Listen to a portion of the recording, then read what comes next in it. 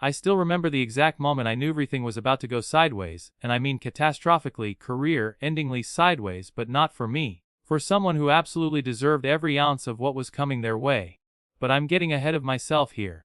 Let me take you back to the beginning, because trust me, the setup makes the payoff so much sweeter. For 17 years, I'd been the senior field technician for Meridian Industrial Solutions, a mid-sized manufacturing company that operated 12 facilities spread across the Midwest. My official title was Senior Field Support Specialist, but that sterile corporate label didn't even begin to capture what I actually did. I was the guy they called when the SCADA systems controlling the hydraulic presses decided to throw cryptic fault codes at 3 in the morning. I was the one who drove 4 hours through an ice storm to replace a failed PLC module in our Dubuque plant, because if that production line stayed down for another shift, we'd miss a contract deadline worth $2 million.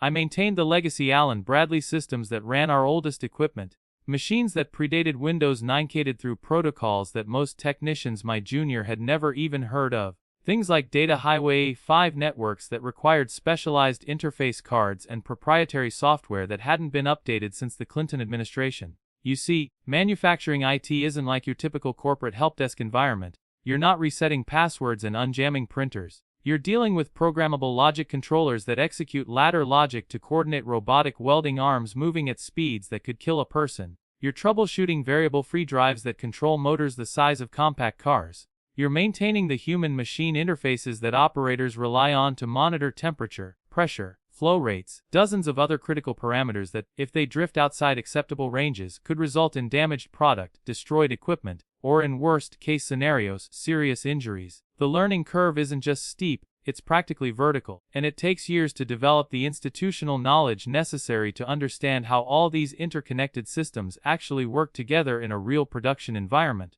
I'd spent nearly 2 decades building relationships with plant managers, memorizing the quirks of every piece of equipment in our fleet, and accumulating a mental database of solutions for problems that weren't documented anywhere, because I'd been the one who solved them the first time they occurred. When the Rockford plant's main H server crashed 6 years ago, I was the one who recovered the runtime application from an obscure backup location that only I knew existed because I'd been the one who configured it during the original installation. When the Toledo facility kept experiencing random communication dropouts between their PLCs and the supervisory network, I was the one who traced the issue to faulty fiber optic splice buried in a conduit behind a wall that hadn't been opened in 15 years. This wasn't just a job to me.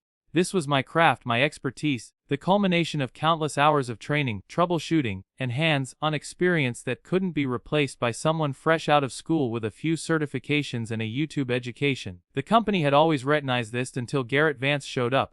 Garrett arrived in April with a freshly minted MBA from some mid-tier business school, a vocabulary stuffed with corporate buzzwords, and an ego that could barely fit through the doorway. He'd been hired as our new Director of Operational Efficiency, a position that hadn't existed before his arrival, which should have been my first warning sign. He was maybe 32 years old with the kind of aggressive confidence that comes from never having experienced genuine failure. He walked around the corporate office like he was already measuring the corner office for new furniture. His first week, he scheduled individual meetings with what he called key stakeholders across all operational verticals, which apparently included me. I drove the hour and a half in Rockford to the headquarters in Milwaukee, expecting the usual introductory handshake and meaningless small talk about synergy and alignment. What I got instead was the opening salvo in what would become a months-long campaign to eliminate my position entirely. "So you're the field tech," he said when I sat down across from his unnecessarily large desk. Didn't offer his hand or make eye contact. He was too busy scrolling through something on his laptop, probably my personnel file and salary history if I had to guess. 17 years is a long time. You must know these systems pretty well. I told him that I did, that I'd been with the company since we only had 4 plants and watched us grow to 12, that I'd personally overseen the and configuration of every major control system upgrade we'd implemented in that time. I mentioned my certifications in Rockwell Automation, Siemens, and Schneider Electric platforms. I explained the specialized nature of industrial control systems and how they differed from traditional IT infrastructure. I was trying to help him understand the complexity of what we did, to give him the context he'd need to make informed decisions in his new role. He wasn't listening. He was doing that thing people do when they've already made up their mind, and they're just waiting for you to stop talking so they can deliver their predetermined conclusion. His eyes had that glazed, distant look of someone mentally racing their next statement. "Here's what I'm seeing," he finally interrupted. We're paying a premium salary, plus benefits, plus vehicle allowance, plus overtime, for a single technician to support systems that are, according to my research, essentially just specialized computers. I've been doing some analysis. I believe we can achieve significant cost savings by transitioning to a managed services model. I asked him what kind of managed services provider had experience with legacy industrial control systems, proprietary manufacturing protocols, and the kind of specialized equipment we operated. I asked him if he understood that our oldest plant still ran PLC-5 processors that were literally discontinued by Rockwell Automation 15 years ago, that finding someone with both the hardware and software expertise to maintain those systems was becoming increasingly difficult even for dedicated industrial automation firms. He smiled that thin, condescending smile that I would come to know very well over the following months. The technology sector has evolved tremendously over the past decade. There are countless IT support companies that offer comprehensive industrial services at a fraction of what we're currently spending on in-house personnel. I've already reached out to several vendors who assure me they can handle anything we throw at them. This was where I made my mistake. I tried to educate him. I tried to explain the difference between someone who could configure a network switch and someone who could troubleshoot a ControlLogix processor throwing a major fault while production operators stood around losing money by the minute. I explained that industrial control systems ran on real-time operating systems with deterministic communication protocols, that the timing requirements were measured in milliseconds, and that the consequences of getting something wrong weren't just an inconvenient email outage, but potentially catastrophic equipment damage or safety incidents. I explained that our plants ran around the clock, that production couldn't wait for a help desk ticket to be escalated through 3 levels of support before someone finally dispatched a technician who might or might not have ever seen the specific equipment they were being asked to repair. Expression never changed. If anything, my detailed explanation seemed to annoy him, as if I were deliberately trying to complicate something he'd already determined to be simple. I appreciate your perspective, he said, using that tone people use when they don't appreciate your perspective at all, but I've been brought in specifically to identify inefficiencies and implement modern solutions. This isn't personal, it's just business. Over the next 3 months, Garrett made my life increasingly difficult. Questioned every expense report. He demanded justification for every call out. CC'd himself on my correspondence with plant managers, and then scheduled follow-up meetings to second-guess decisions I'd made in the field. When our Indianapolis facility experienced a network switch failure that took down communication to half their control systems, criticized me for replacing with identical hardware instead of exploring more cost-effective alternatives. When I tried to explain that industrial rated network equipment was specifically designed to operate in harsh manufacturing environments with extreme temperature variations, electrical noise and constant vibration, he accused me of being resistant to change. Then came the email that I'd been dreading, the one that arrived in late July with the subject line, Transition Planning, Field Services Optimization. Garrett had found his vendor, a company called TechForce Solutions, general IT support firm that primarily serviced small businesses and dental offices, submitted a proposal to take over all field support for our manufacturing facilities at approximately 40% of my current total compensation cost. They'd assured Garrett that their technids were cross-trained in multiple platforms and could handle any challenge our facilities presented. I read that email 3 times, letting every word sink in like poison. Garrett had scheduled a meeting for the following Monday to discuss transition timelines and knowledge transfer protocols. He'd already signed a 2-year contract with TechForce Solutions. He hadn't consulted me, asked for my technical input, hadn't even bothered to have one of their technicians shadow me for a day to see what the job actually entailed. The decision was made. I was being replaced by a company whose website featured stock photos of smiling people in headsets and whose list of specialties included computer repair, virus removal, and network setup for growing businesses. That weekend, I did something I'd never done in 17 years. I updated my resume. You see, I'd always assumed I would retire from Meridian. I'd built my career there, invested my expertise there, and genuinely cared about keeping those plants running.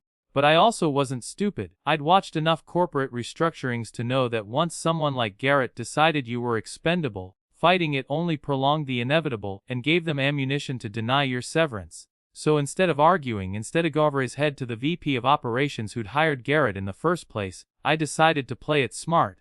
Monday's meeting was exactly what I expected. Garrett sat across from me with a human resources representative named Cheryl who looked vaguely uncomfortable, and he explained that my position was being transitioned to a managed services model effective in 30 days.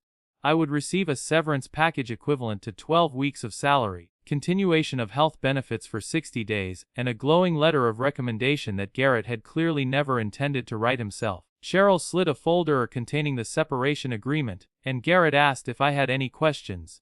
I had plenty of questions. I wanted to ask if he'd verified that TechForce Solutions had even a single technician certified in Rockwell automation platforms. I wanted to ask if he'd confirmed they had the specialized software licenses required to go online with our PLCs, because those licenses cost thousands of dollars annually and weren't included in their lowball quote. I wanted to ask if he'd considered what would happen when their technicians showed up at the Dubuque plant and realized that half the equipment communicated through RS-232 serial connections using proprietary protocols that weren't documented in my personal notes. But I didn't ask any of those questions because I already knew the answers wouldn't matter.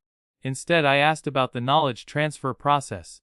Garrett looked pleased, as if he'd expected more resistance, and was relieved that I was being professional about the situation. He explained that TechForce would be sending 2 of their senior technicians to shadow me during my final 4 weeks, and that I would be expected to document all critical procedures and provide comprehensive training on our systems.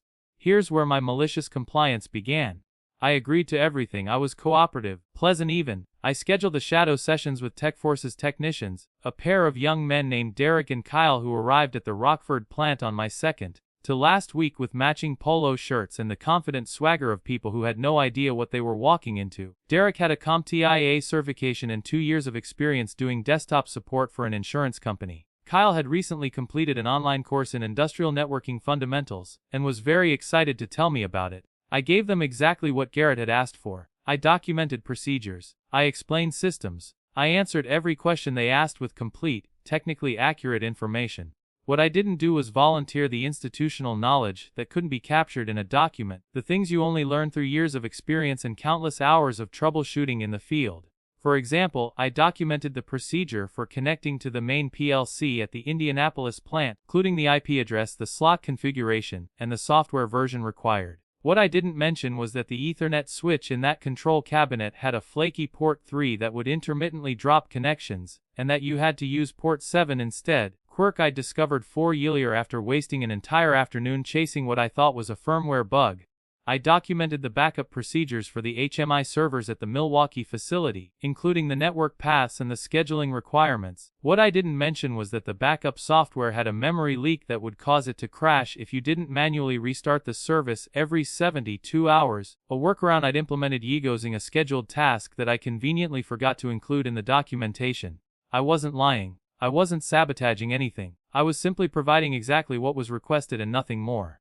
If Garrett wanted to replace 17 years of specialized expertise with a written procedure in a 4-week shadow period, I was going to let him discover how much value he was losing. Derek and Kyle seemed nice enough if completely out of their depth.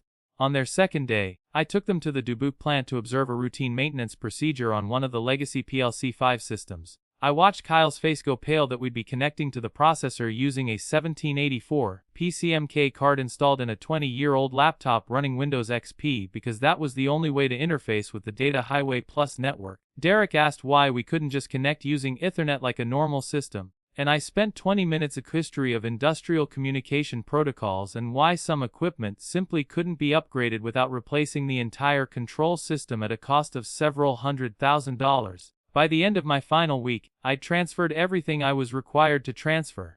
I shook hands with the plant managers who'd become friends over the years, people who looked at me with a mixture of sympathy and barely concealed concern about what was coming.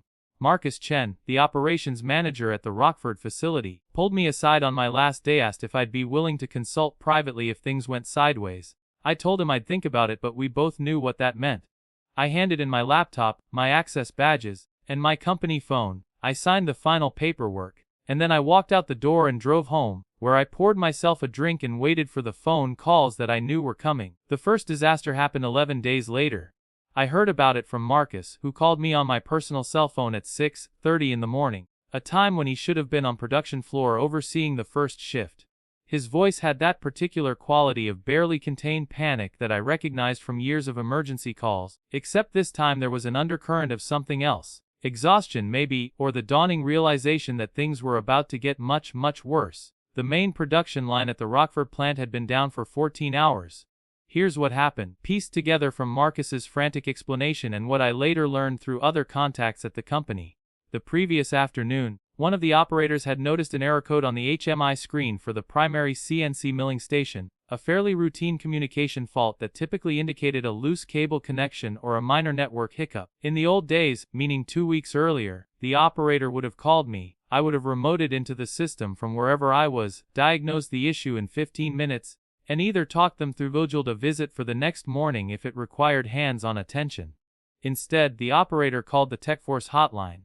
TechForce's dispatch system, designed for dental offices and small businesses, put the call in a queue behind several other tickets. By the time Derek called back 45 minutes later, the communication fault had to a more serious problem. The CNC controller, unable to communicate with the supervisory PLC, had entered a safety fault state and shut down the spindle motor.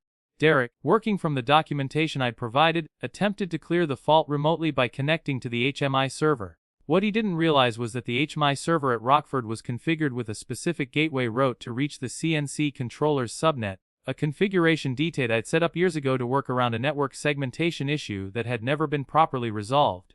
Derek spent 2 hours trying to establish communication with the CNC controller, escalating to Kyle when his initial attempts failed, and then escalating to their senior industrial technician, a person named Brian who had apparently worked at a packaging plant at some point in his career, and was therefore considered qualified to handle manufacturing environments. Brian instructed Derek to try cycling the CNC controller, a troubleshooting step that might be appropriate for a frozen desktop computer, but was absolutely the wrong thing to do to a precision machine tool in the middle of a production run.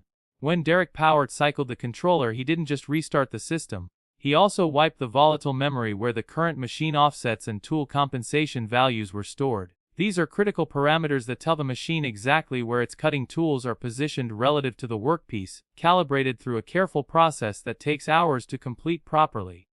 Without them, the machine had no idea where anything was, and when the operator attempted to restart the program after the controller came back online, the spindle plunged directly into the fixture holding the workpiece. The impact destroyed a carbide end mill that cost $800. It damaged the spindle bearings, which would later require a complete spindle rebuild at a cost of over $12,000. Ruined the fixture, a custom and aluminum jig that had taken our tool room 3 weeks to fabricate. And most importantly, it scrapped the workpiece itself, a precision aerospace component for a customer whose contract specified liquidated damages for missed delivery dates. But that was just the beginning. When the spindle crash occurred, the controller threw a catastrophic fault that locked out the entire machine. The operators, panicking, called TechForce again. Kyle, now thoroughly out of his depth, drove to the plant in person to assess the situation. He arrived at 8:30 in the evening, stared at the fault codes on the controller screen, and admitted to Marcus seen this particular brand of CNC equipment before, and had no idea how to proceed.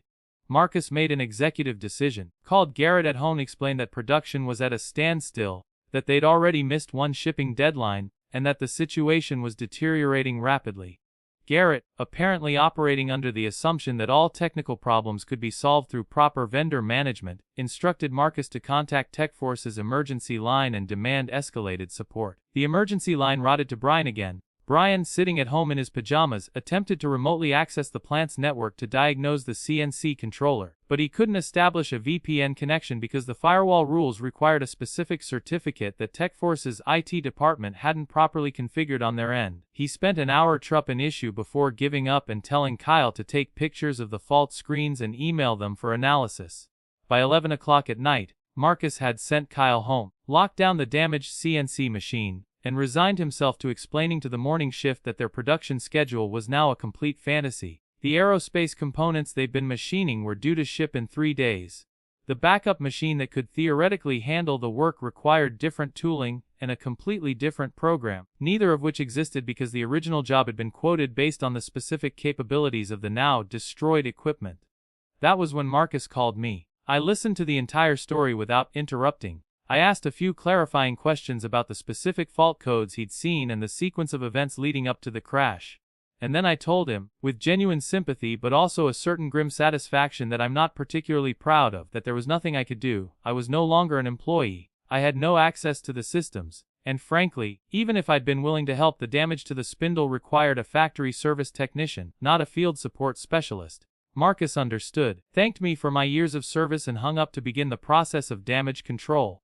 What happened over the following 6 weeks was a slow-motion catastrophe that exceeded even my most pessimistic predictions. The Rockford CNC incident was just the first domino. While the plant scrambled to repair the damaged machine and rework their production schedule, the Toledo facility experienced a network outage that took down communications between their main PLC rack and the supervisory server. Kyle drove out to investigate and, following the documented shooting procedures I'd left behind, replaced the Ethernet cable between the PLC and the network switch. The problem persisted. He replaced the switch port, still nothing. Spent an entire day swapping cable, rebooting equipment, and calling Brian for guidance before someone finally suggested checking the fiber optic connection to the main network backbone. Now, here's where institutional knowledge would have saved them about 8 hours of downtime. The fiber patch panel in Toledo's server room had been installed by a contractor 7 years earlier, and one of the LC connectors had been crimped slightly out of spec. It worked fine 99% of the time, but if you bumped the panel while working on nearby equipment, the connection would become intermittent. Knew this because I troubleshot the exact same issue twice before and had even labeled the problematic port with a piece of tape that said, "Do no to UCH" in permanent marker. Kyle, not knowing the significance of that label, had apparently moved the patch cable to a different port while trying to isolate the problem, which actually fixed the fiber issue but created a new problem because that port was assigned to a different VLAN. The network team spent 2 days untangling the resulting mess while production limped along at 60% capacity. Meanwhile, the Dubuque plant called for us because one of their legacy PLC-5 systems was displaying a processor fault. Derek, who had been present when I demonstrated the antique laptop and specialized interface card required to connect to these systems, reported that the equipment was to be supported, and recommended that the plant submit a capital expenditure request for a complete system upgrade. The plant manager, a practical man named Howard who had zero patience for corporate runaround, pointed out that the production line controlled by that PLC was responsible for 40% of his facility's output, and that shutting it down for a system upgrade would take months and cost more than his entire annual maintenance budget. Derek suggested they contact the equipment manufacturer for legacy support. When Howard explained that the equipment manufacturer had been acquired by another company 15 years ago, and that legacy support for these processors had been discontinued before Derek graduated high school, Derek had no alternative solutions to offer. Howard called Garrett directly. That conversation, which I heard about later from multiple sources, phrases like complete operational failure, breach of contract with our largest customer, and who the hell approved this vendor selection. Garrett, to his credit, remained calm and a surer force would dispatch their most experienced industrial technician to resolve the issue personally. Brian arrived at the Dubuque plant 2 days later, brought a standard Latin Windows 10 and a USB to serial adapter that he'd purchased from Amazon. He did not bring the 1784 PCMK interface card required to connect to the Data Highway Plus network, because TechForce didn't own one and hadn't realized they would need one. When Howard showed him the ancient laptop sitting on a shelf in the control room, the one I'd been using for years serviced this exact equipment, Brian attempted to log into it and discovered that it was password protected. I had not included the password in my documentation because, technically, it was stored in a password management system that I'd assumed TechForce would have access to as part of the transition. What I hadn't mentioned was that the password management system was the old one that IT had decommissioned 2 years earlier, and that I'd never bothered to those particular credentials because I was the only person who ever used them. Brian spent 4 hours on the phone with Rockwell Automation's legacy support line, which charged by the minute and ultimately informed him that recovering access to a 20-year-old laptop was outside the scope of their technical support, then attempted to install the legacy programming software on his own laptop, only to discover that the software required a parallel port license dongle that was physically attached to the old laptop and couldn't be transferred without a hardware key that Rockwell no longer manufactured. The Dubuque line remained down for 9 days. While Dubuque hemorrhaged money and Toledo struggled with ongoing network instability, I was fielding job offers from 3 different manufacturing companies who'd heard through the industry grapevine that I was suddenly available. Word travels fast in specialized technical circles, and apparently my departure from Meridian had raised some eyebrows among people who actually understood what industrial control systems maintenance entailed. I had interviews scheduled, salary negotiations in progress, and for the first time in 17 years, I was actually considering what my career might look like somewhere else, somewhere that valued institutional knowledge over quarterly cost reduction targets. Then my phone rang at 7:15 on a Tuesday morning. The caller ID showed Meridian's main office number, but when I answered, the voice on the other end wasn't Galway, it was Richard Holloway, the Chief Operating Officer, A man I'd met maybe 3 times in my entire tenure at the company, always briefly and always in the context of facility tours or company-wide meetings. Richard was old-school manufacturing, someone who'd started on the shop floor in the 1980s, and worked his way up through operations management before business school became a prerequisite for executive positions. His voice had that careful, controlled quality that comes from delivering bad news to people who matter. He asked if I had a few minutes to talk, and I told him I did, even though I was sitting in my kit wetpants drinking coffee and watching the news with a certain detached satisfaction that came from knowing that none of Meridian's current disasters were my responsibility anymore. Richard didn't waste time with pleasantries. He explained that the situation across multiple facilities had deteriorated to the point where production delays were threatening major contracts, that penalty clauses were being invoked, and that 2 of their largest customers had informed them that one more missed deadline would result in moving their business to competitors. Explained that Tech4 solutions had proven to be, in his exact words, catastrophically inadequate for our operational requirements. I made a noncommittal sound and waited for him to continue. Richard said that he'd been reviewing the timeline of failures and had noticed that every significant incident had occurred after my departure, that the pattern was unmistakable, and that the executive team had come to understand that my role had been significantly more critical than they'd appreciated. He said this without directly mentioning Garrett's name, but we both knew exactly who was responsible for that failure of appreciation. He asked if I would be willing to Meridian in my previous capacity to help stabilize operations and restore the systems to proper functionality. I let the silence stretch for a long moment, took a sip of my coffee and told him that I appreciated the offer, but that I was currently in discussions with other companies and that frankly, after the way my departure had been handled, I wasn't sure that returning to Meridian was in my best interest.